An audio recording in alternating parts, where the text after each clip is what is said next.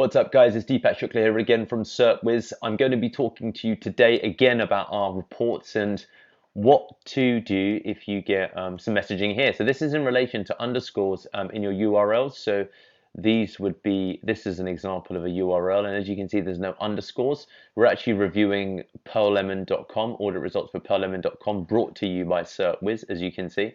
And I want to talk to you a little bit about underscores in URLs, what it means and why they're important. So there's a couple of things to consider.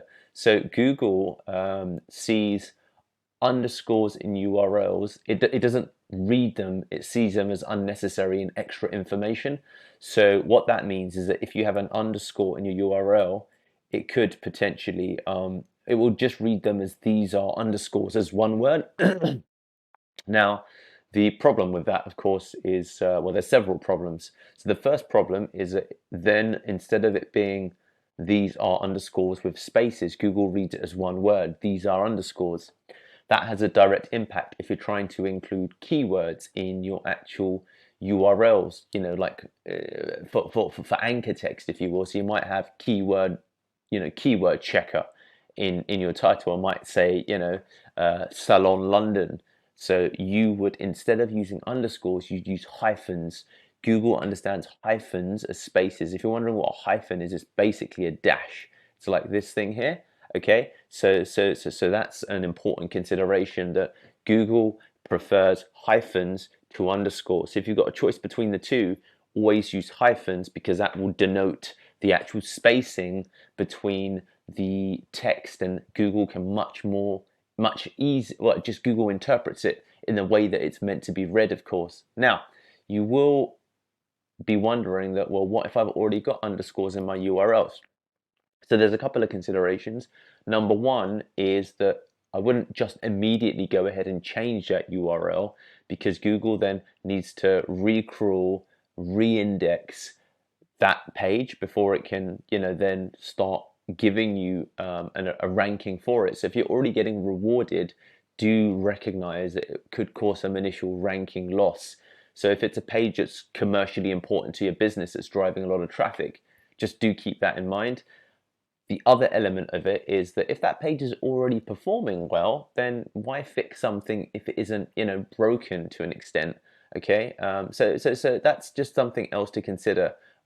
It's not a direct ranking signal, if you will, but of course it is, in the sense that if you have underscores versus hyphens, Google's going to interpret it perhaps in a way that isn't going to be ideal for you. Now, there are some websites. I'm gonna let's just, for example, Penguin, see if Wikipedia, Golden Gate Bridge. Let's see what comes up. Okay, I wonder if Wikipedia will come up. Okay, so I wanted to share this example with you, that Wikipedia breaks this rule. Okay, so Wikipedia, as you see, has underscores throughout its URL structure, and you might be wondering, well, if Wikipedia is doing it, does that mean I can do it? It's actually not a fantastic idea to look at some of the big players when it comes to these things, because they can pretty much kind of ignore, if you will. And John Mueller's spoken about this, not specifically about Wikipedia, but about underscores versus hyphens and what the appropriate usage is and how hyphens are better. So if you're wondering about this, Wikipedia regularly ranks and dominates Google searches, but it does use underscores in their URLs, and Wikipedia aren't going to change, and they do rank incredibly well. Whereas if you look at other sites, visiting the bridge, hyphens, let's see if we can see some others. Hyphens there's actually no other underscores that you can see. If you kind of look for it, it's compressed the URLs. But if we just open up a couple of them, you'll see what I mean, that there's no hyphens there, there's no hyphens there.